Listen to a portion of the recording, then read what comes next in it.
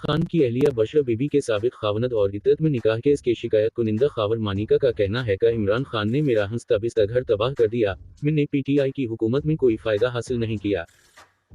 Adiala jail में इद्दत में निकाह केस की समाअत के बाद मीडिया से गुफ्तगू में खावर मानिका ने कहा कि बशरा की बेवफाई की वजह से मेरी एक बेटी को तलाक हो गई।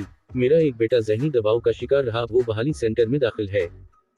जुमेरात के रोज इद्दत में निकाह केस की समाअत के दौरान इमरान खान और खावर मानिका के दरमियान झगड़ा हो गया था।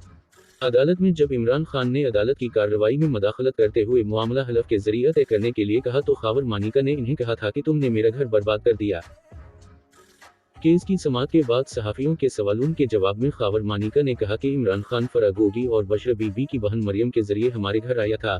मैं बेबस था, खामोश रहा। बच्चों की वजह से अब आवाज उठाई है।